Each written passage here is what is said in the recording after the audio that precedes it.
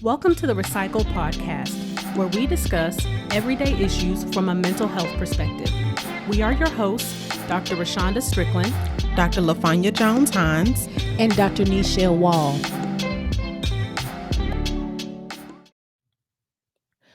Welcome back. It's supervision time. Today's mood music is brought to you by Meredith Brooks. I'm not going to say the actual title. We're going to say the censored title so we don't get demonetized. Nothing in between. What is a Karen? Oh my God. Dun, dun, dun. I'm so excited to talk about this. So easy off the cuff would be a Caucasian woman that wants to speak to the manager. Mhm. Okay. That's the what most people gonna say. Okay. I agree with that. I think oftentimes it is a Caucasian woman or a man who happens to not like something, and instead of healthily problem solving, they take it upon themselves to become really aggressive, really forceful, and try to dominate the individual that they are upset with. Okay. All of those definitions are correct. I'm going to give y'all the researched definition. Okay. So a Karen is a middle-aged white woman who is perceived as entitled or demanding beyond the scope of what is normal. Agreed. Okay. Normal is relative. And though. we're talking about the pejorative term of Karen, not that there can't be other Karens of other races and ethnicities and Yes. nationalities. Mhm. But this is what the term was generally created for. Mhm. Mhm. So, just kind of like we were talking about in the previous session, there is such a sense of entitlement that comes along with, um, you know, women that are Karens. And, I think one of the things that's really important to keep in mind is that there's like not really an off switch for these individuals Okay. until they get their point across or until there's some other authority figure that finally kind of puts the hammer down and says, you cannot go further than this. Yeah. I think about one of the early during the COVID days when people were, required to wear masks. I was watching this one video of this lady was being refused allow entry into the store, and she was calling the police to basically have them help her get into the store. And they were trying to tell her that's a private business. They don't have to let you in. You have to No. abide by the rules of that private business. And it wasn't until the cops actually showed up and told her, all the things that she was saying were untrue about, I have a mandate and all. It was a bunch of stuff. Yeah. But, it wasn't until the cops actually showed up. Like, it didn't matter that the 911 operator was trying to tell her, like, she needed somebody with more authority to tell her no. Well, I think it's the sense of entitlement that's connected to their vulnerability. Like, whenever I see a Karen, I say, "Who hurt you?" Because because you are really at this point, you are really fighting for something that really don't even need to be fought for. Mm-hmm. It's kind of like when you know that you are wrong, but then you're like, I want to save face, so I'm going to Yeah. double down. Yeah. It's like a repetitive double down. Mm-hmm. And I'm just like, you look irrational. Do you Yes. need a hug? Not from me, but from somebody else. Like, do you need a hug, like to calm you down, to settle you, ground you? Because you are spiraling at such a large degree as if something dangerous has actually happened to you. And I feel like they go to the same school. They go to the same school because all of y'all do the same thing. Yeah. It's Well, like y'all it's like what we formula. talked about in the previous session is, there has been generations and generations of this learning of bad behavior, and this is the way to get your needs met, even if the need is not even a need. That whole saying about like white tears, like that is a real statement. A lot of times people use it in a very derogatory sense, but it is very true. Like, if that person is able to cry, you develop I can't think of what it is, but the emotional response for someone to side with you. You must be the victim because you're crying. or you could just be a little sociopathic. Right. Because do you remember maybe year or two ago there was videos going around on TikTok of white women crying Turn it off. On cue. cue and being Mhm. able to turn it off on Yeah. cue. And I was like, wow, that's really disturbing. It's a little Mhm. Dahmery. To Mhm. be able to just, cry and then turn it off. I don't think that that's something that the most of us are taught how to do. And I'm not going to say that they're taught how to do that, but to see it in that way so many times was really kind of unnerving. Yeah. Well, if if you think about the upbringing of the different cultures, and I'll talk about the two, the Mhm. black culture and the white culture. We're taught not to cry, not to have emotions, to Mhm. stand. Y'all know we Suck don't it like the up. term strong, but that's what we're taught, to be Stoic. strong and stoic. But they're taught to be feminine and Damsel. yes, Yeah, yes, we've talked about that Damsel on a in distress. previous yeah. session when we were talking about women tropes and all Hmm. of that. It's just, to me, it's so amazing the dichotomy and how they exist together.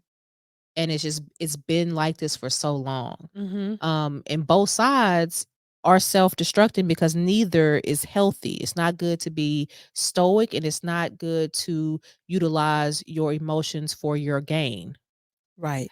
And the other kind of dichotomy that I think is very interesting that, for, these particular women is that you have on the one hand where I'm, taught and educated and Mhm. reared to be the damsel in distress, Mhm. but then I can boomerang so quickly and so far over into rage and, my rage and using that and weaponizing it against people to essentially Mhm. do my bidding. Yeah. Like those are two completely polar opposite ends for a Mhm. person to be viewed as this weak victim, but then I'm also this overbearing, Punisher.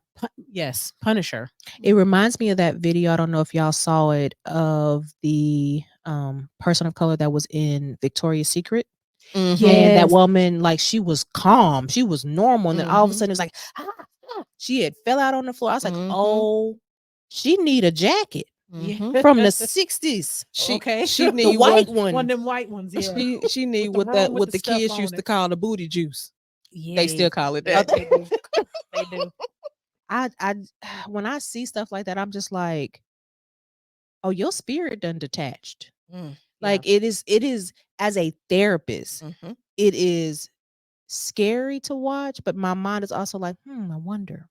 What's going Like, on in you know what there? I mean? Yeah. But I am so happy that that has never happened to me, because I don't know if my therapeutic brain gonna lock in, or if it's gonna be all my life I have to fight. Like, I don't know which person gonna come out, because y'all know I'll be like, Mhm. I think God already knows what my reaction is gonna be, so He keeps me away. He he protects me. hides you. He hides me in the tabernacle. Yeah, I don't know what my reaction would be. I've had some almost Karen run-ins, Mhm. but they never escalate to like becoming the full-blown thing. That's because they see that look in your eye.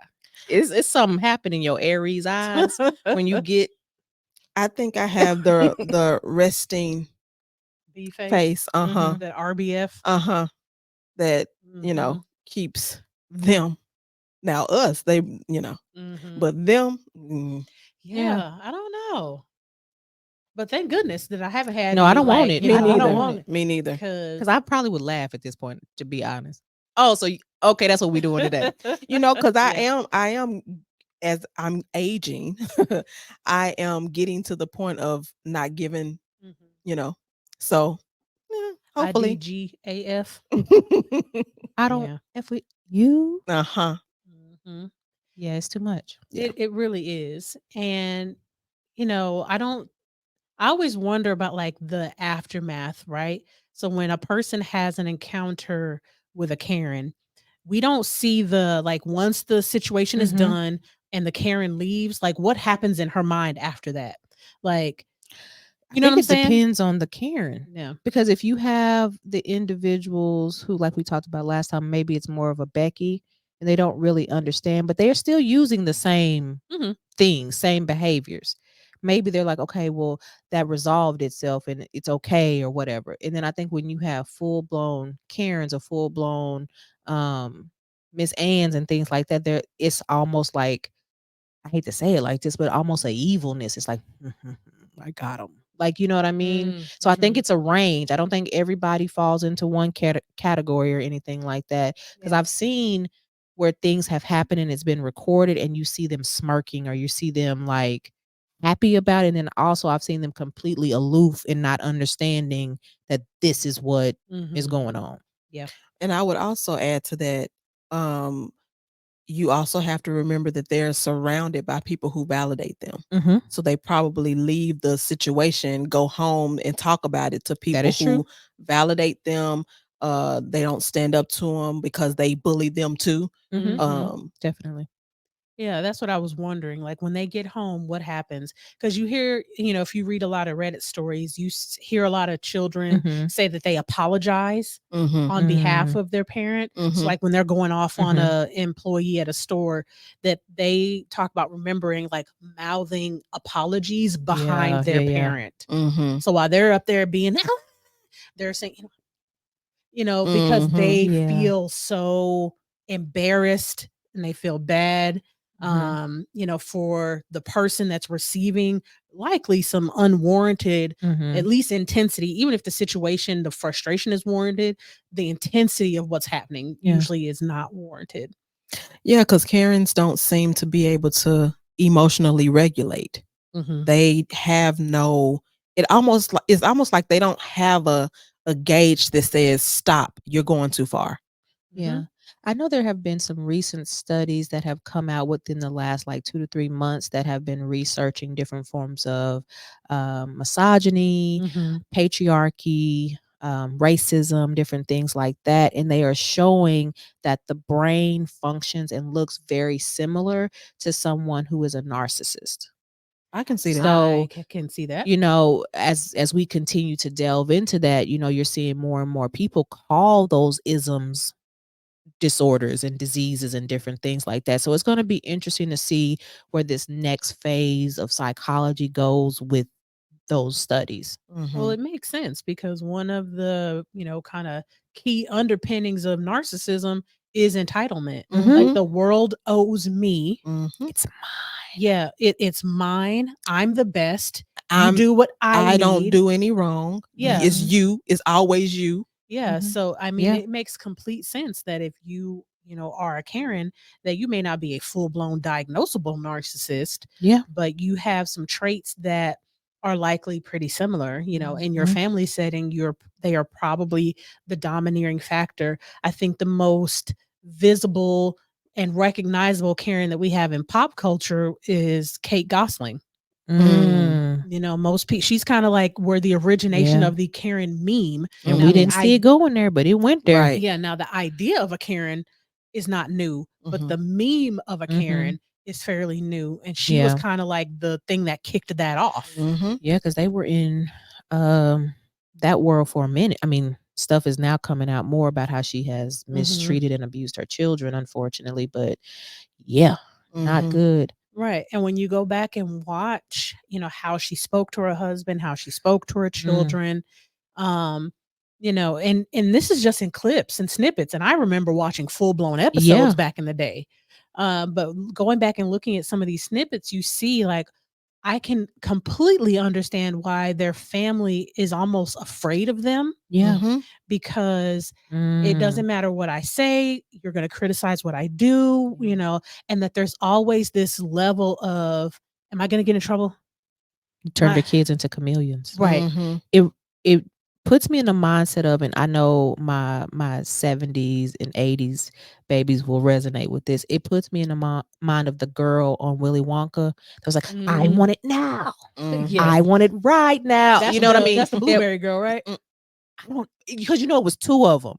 But it's the one with the dad that was so super doting and was like, okay, that's the blueberry. She ended up swelling up like a blueberry. I was just like, if you don't get yourself somewhere and sit down, this ain't your house. But but you know, But Willy Wonka, he definitely was giving her the business though. Mhm. Willy Wonka didn't play. He did not. Shout out to him. You know, he's passed, but you He know, has. the original Willy Wonka. That's what we talking about. We're not talking about these new ones coming out. No, Gene Wilder. Yes.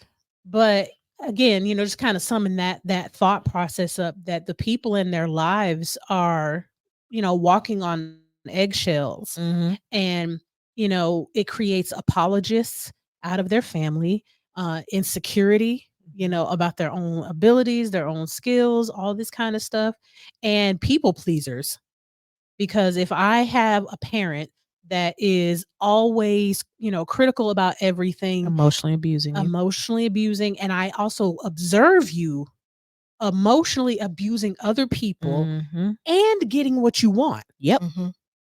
So what that tells me is, It works. so I'm It going to works, and go, I can't win. and I can't win, or I'm going to go one of two ways. I'm going to become a people pleaser, or I'm going to be like, you know what? Let me start doing that. Mhm. And you go, now the next branch and the next generation of the Karen has been born. Mm-hmm. Or she's going to turn into a Becky that's going to turn into future Karen. Yeah. Yeah. No me gusta. Either way. Mm-hmm. Mm-hmm.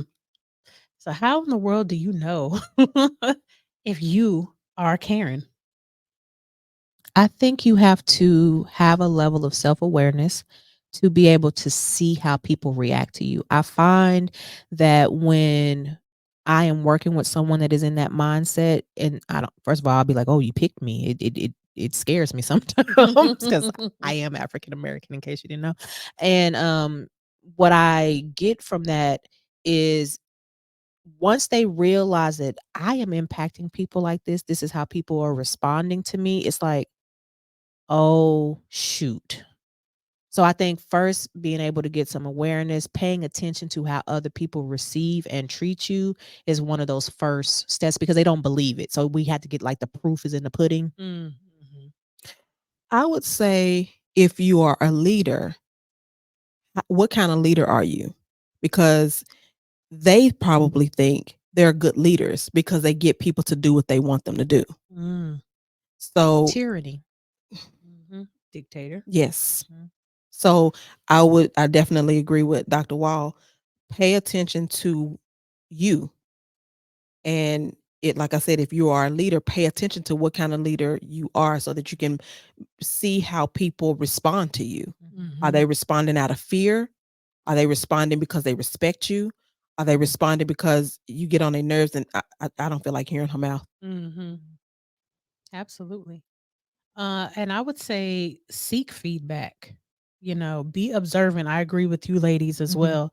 But I think you have to start going and seeking feedback and asking people questions, and not making assumptions that, you are good at what you do, or that people care about you in ways that you may not realize that they don't, Mhm. because you have overinflated your value in other people's lives, in other people's positions, things like that. Mhm. Um, the other thing that I would say is, in the observation piece, when you see another Karen, how do you view that person? Yep. Yes. Do you sit back and say, you know what? That's right. Mhm. Because that's unhealthy. You Mhm. forgot to put honey barbecue sauce in my bag, And I want to see a manager. and I want to see a manager. Are you like, you know what? She right. They forgot to put honey barbecue sauce. That reaction was completely appropriate. Or do you, even though you behave the same way, you sit back and say, ooh, That was a bit much. oh my goodness. Yeah. Because, and hear us, we're not saying that you have to take stuff from No. people, but there is a healthy way to do just about everything in the world. Mhm. And you taking out your frustration on someone in order to get your need met is not healthy. Right. Mm-hmm. Agreed. So check yourself before you wreck yourself. Or somebody else does. Absolutely. Agreed. All right, y'all. Y'all know we always end off with a quote. And today's quote is from Susan Forward.